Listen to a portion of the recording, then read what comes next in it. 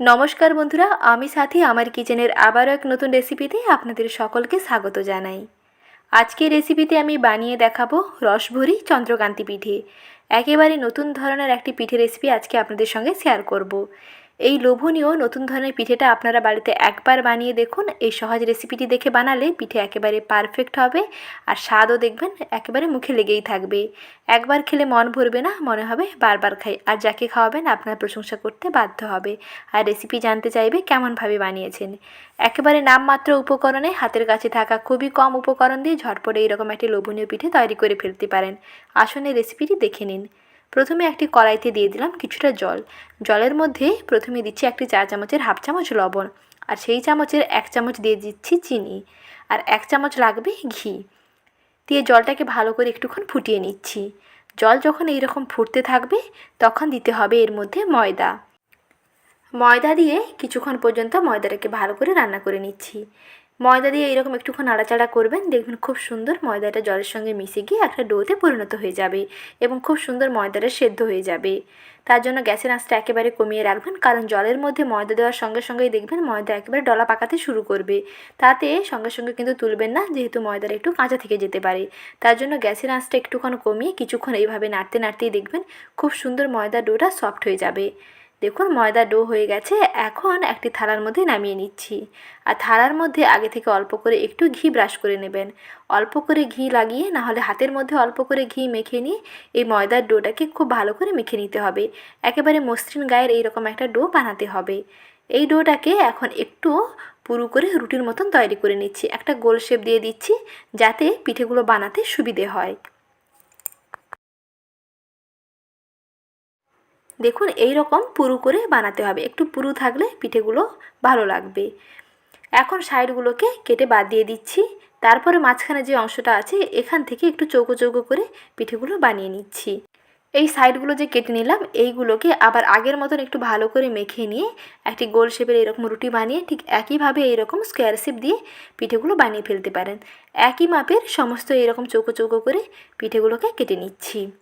দেখুন এইভাবে পিঠেটা বানালে পিঠে বানানোর কোনো রকম সমস্যা হয় না। খুব সহজেই দেখবেন এইরকম চৌকো চৌকো করে পিঠেগুলো বানাতে পারবেন।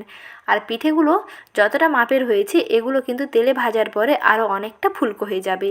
বেশ ফুলকো হবে আর স্পঞ্জি হবে, নরম তুলতুলে হয়। এখন পিঠেগুলো রেডি হয়ে গেছে। এখন এগুলোকে তেলে ভেজে নেব।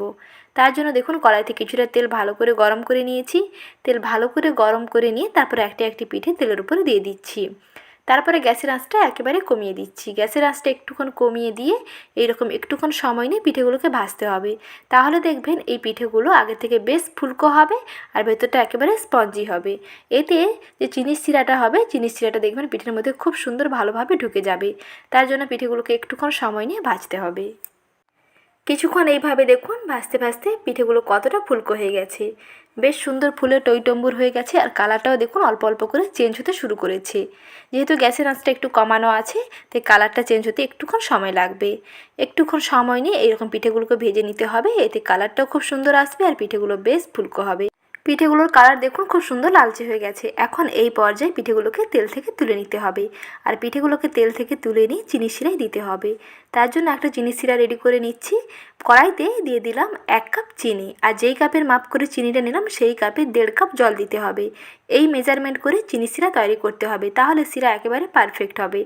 একটু চটচটে ধরনের শিরা বানাতে হবে, একেবারে পাতলা নয়, আবার একেবারে একতারে বিশিষ্ট শিরা নয়। মোটামুটি হাতের মধ্যে একটু নিয়ে দেখবেন একটু চটচটে ভাব লাগছে, তাহলেই বুঝতে পারবেন চিনি শিরা একেবারে রেডি। কিছুক্ষণ এইভাবে ভালো করে ফুটিয়ে নিচ্ছি। গ্যাসের আঁচটা একটু বাড়িয়ে এরকম ফুটিয়ে নিতে হবে। ফোটানোর সঙ্গে সঙ্গেই দেখবেন খুব সুন্দর চটচটে হয়ে আসবে।